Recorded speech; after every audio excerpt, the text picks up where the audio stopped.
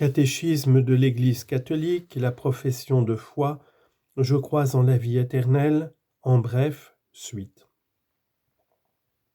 Nous croyons que la multitude de celles qui sont rassemblées autour de Jésus et de Marie au paradis forme l'Église du ciel, où dans l'éternelle béatitude, elles voient Dieu tel qu'il est, et où elles sont aussi à des degrés divers, associées avec les saints anges au gouvernement divin exercé par le Christ en gloire, en intercédant pour nous et aidant notre faiblesse par leur sollicitude fraternelle.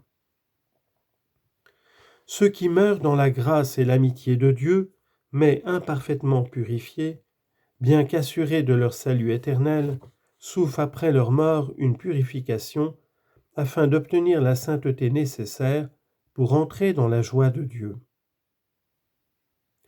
En vertu de la communion des saints, l'Église recommande les défunts à la miséricorde de Dieu et offre en leur faveur des suffrages, en particulier le saint sacrifice eucharistique.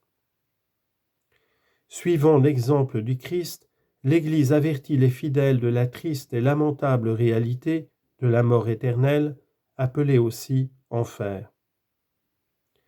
La peine principale de l'enfer consiste en la séparation éternelle d'avec Dieu, en qui seul l'homme peut avoir la vie et le bonheur pour lesquels il a été créé et auxquels il aspire. L'Église prie pour que personne ne se perde. Citation, « Seigneur, ne permets pas que je sois jamais séparé de toi. » Oraison avant la communion. Autre citation, « S'il est vrai que personne ne peut se sauver lui-même, il est vrai aussi que Dieu veut que tous soient sauvés. » 1 Timothée 2, verset 4. Et que pour lui, tout est possible.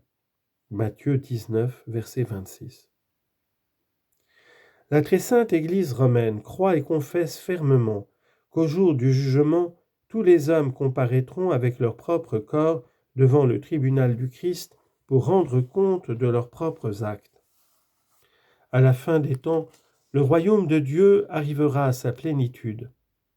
Alors les justes régneront avec le Christ pour toujours, glorifiés en âme et en corps, et l'univers matériel lui-même sera transformé. Dieu sera alors tout en tous. 1 Corinthiens 15, 28, dans la vie éternelle. Amen. Le Credo, comme aussi le dernier livre de l'Écriture sainte, l'Apocalypse, chapitre 22, verset 21, se termine par le mot hébreu Amen. On le trouve fréquemment à la fin des prières du Nouveau Testament. De même, l'Église termine ses prières par Amen. En hébreu, Amen se rattache à la même racine que le mot croire. Cette racine exprime la solidité, la fiabilité, la fidélité. Ainsi, on comprend pourquoi l'Amen peut être dit de la fidélité de Dieu envers nous et de notre confiance en lui. Dans le prophète Isaïe, on trouve l'expression Dieu de vérité, littéralement Dieu de l'Amen, c'est-à-dire le Dieu fidèle à ses promesses. Citation, « Quiconque voudra être béni sur terre voudra être béni par le Dieu de l'Amen. » Isaïe 65, verset 16. Notre Seigneur emploie souvent le terme « Amen », parfois sous forme redoublée, pour souligner la fiabilité de son enseignement, son autorité fondée sur la vérité de Dieu. L'Amen final du Credo reprend et confirme donc ces deux premiers mots « je crois ». Croire, c'est dire Amen aux paroles, aux promesses, aux commandements de Dieu, c'est se fier totalement en celui qui est l'Amen d'infini amour et de parfaite fidélité.